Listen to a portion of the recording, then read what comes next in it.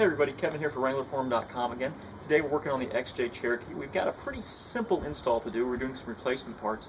We're going to be putting in new hubs in the front Dana 30. We noticed about a week ago that we had some play on the passenger side. We always recommend to try to replace the hubs in pairs if you can afford to do so. In our case, we reached out to one of our vendors, 1AAuto.com, and they were kind enough to send us a new pair of hubs, so we're going to put them in and show you how it's done. So the next step is to go ahead and get the axle up off the ground so you get the tire in the air.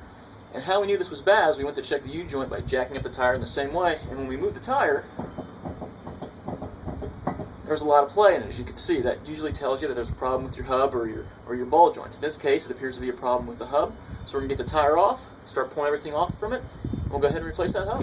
So as you can see, we got the tire off. What we're going to do now is get the caliper off, which requires a 13mm wrench. There's just 2 bolts on the back here for that. Go up there. For the axle shaft nut, you're going to need a 36mm socket to go on that. That's going to go right in here. And then there's 3 bolts on the back that physically hold the hub in to the steering knuckle. And that's going to take a 13mm 12-point socket, and there's 3 locations. The caliper usually comes off pretty good. This nut will usually come off pretty good. But these back 3 can be really stuck sometimes, so you might want to use some penetrating oil, PB Blaster, similar stuff like that. And you sometimes need a cheater bar to get on there, and they can make a lot of noise when you take them off. So we'll go ahead and try to get this all off of here next. Alright, I got the bottom bolt out. Alright, now coming to get the top bolt. Finish a few threads left on that. It's a good time to check your brake pads, make sure they're not being replaced as well. Check the rotor, of course, for any pitting or other issues. Alright, so we're going to take this off. So we get these out a little bit more. Pull the caliper bolts off. They look okay. This off to the side. In theory, just got to use a little force to get the brakes off. Brake pads look pretty good. We'll go ahead and very gently, right now, set that right up on top of the control arm. Rotor comes off. Set that down here.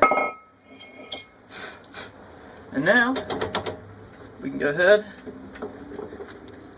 and work on getting the hub out without dropping the caliper. Stay.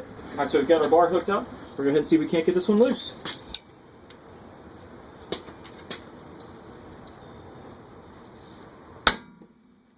And that would be the popping I was referencing perhaps before. They do make a loud pop sometimes when they first break free, but you just go ahead and deal with it. Well, it appears we ran into a little bit of a snag in our plan. This nut is really frozen on here, so much so that when we took our screwdriver and put it in between the yokes here to give a stopping power, it actually snapped the screwdriver in half. Usually when we do this, we'll leave the rotor on and put the screwdriver or a piece of metal up here so it hits this and gets it free.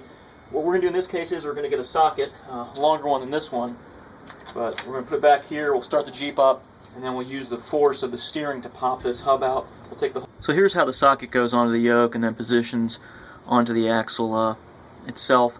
Again, when you turn the steering, you'll go ahead and see that push the hub out of that mating surface. And you have to go ahead and probably relocate that socket 2 to 3 times to get to the point on the hub where it can fully come out.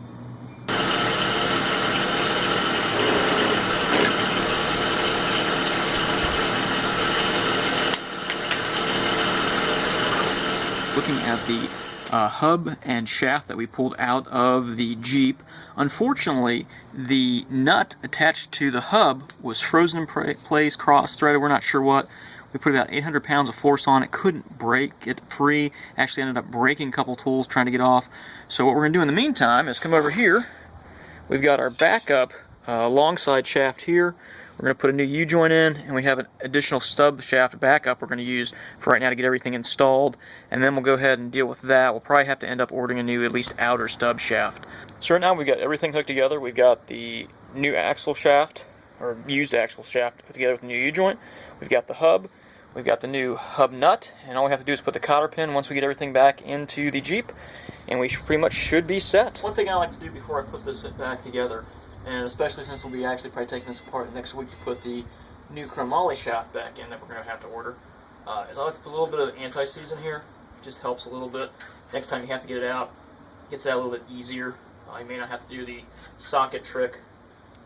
It's just something easier to do, and it only takes a couple seconds to do it. Just put a little bit in there around the edges.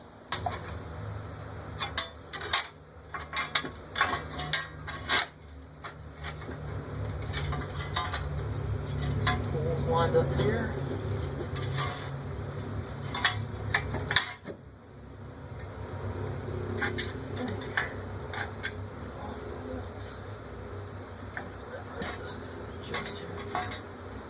So we've got everything hooked back up. We've got the caliper on, we've got the rotor on, we've got everything snug down. Just need to get the tire over here. Our lug nuts are now tightened down enough where we can go ahead and do a test to make sure that we don't have any of that movement we had before when we knew the hub was going bad. So crossing our fingers, yeah, there's no movement at all. There's nothing popping in or out in any position. So that tells us it was in fact the hub. We've got the new hub in. Hopefully this one lasts a while. We'll be testing it. We'll let you know if anything bad happens to it out on the trail. And all it's left to do is to put the Jeep back down the ground, take it out for a test drive, make sure everything's working good, and then we'll go ahead and get our new replacement chrome moly shaft ordered, break everything down again, install that, and we'll keep the shaft we put in here as our backup trail spare. So thanks for watching. Thanks to the guys over at 1AAuto.com for sending us the replacement hubs, and you guys have a great day. We'll see you next time.